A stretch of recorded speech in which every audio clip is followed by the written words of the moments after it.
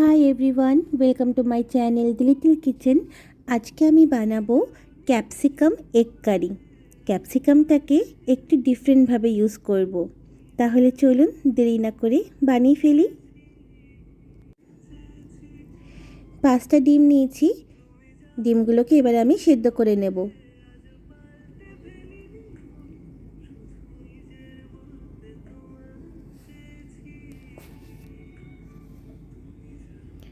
এক চামচ লবণ দিয়ে সেদ্ধ করলে ডিমগুলো ভালোভাবে সেদ্ধ হয়।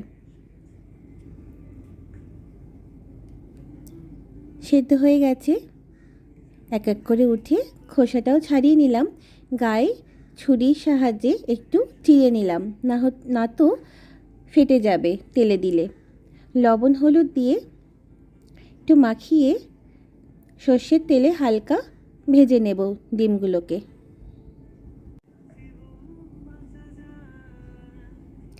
হয়ে গেছে, তুলে নেব।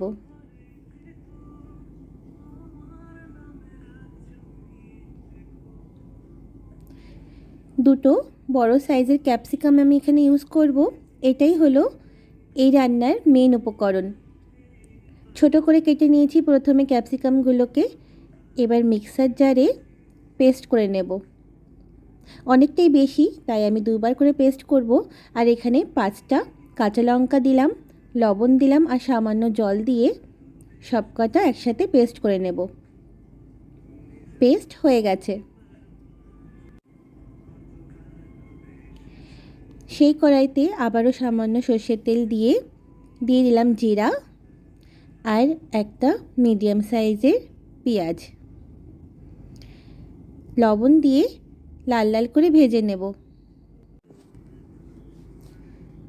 পেঁয়াজগুলো ভাজা হয়ে গেছে। এবার আমি এখানে হাফ টমেটো ইউজ করেছি। হাফ টমেটো কুচি করে দিয়ে দিলাম। টমেটোগুলো একটু নরম হয়ে যাক।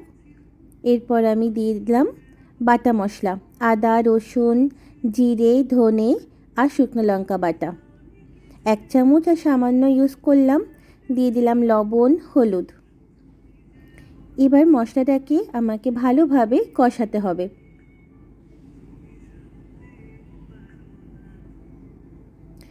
সামান্য জল দিয়ে আবারও আমি কিছুক্ষণ কষিয়ে নেব। দেখুন মশলা থেকে তেলও ছেড়ে এসছে। এবার আমি ক্যাপসিকামের পেস্টটা দিয়ে দিলাম।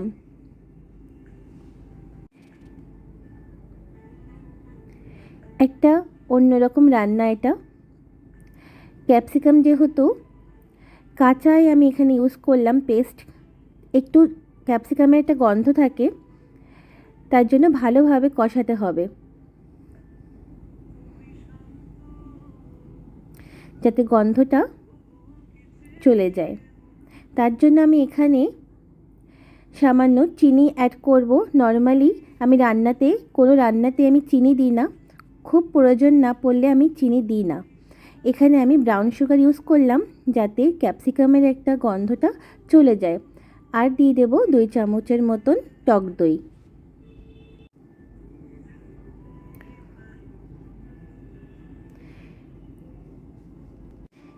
দই দিয়ে ভালোভাবে কষিয়ে নেব।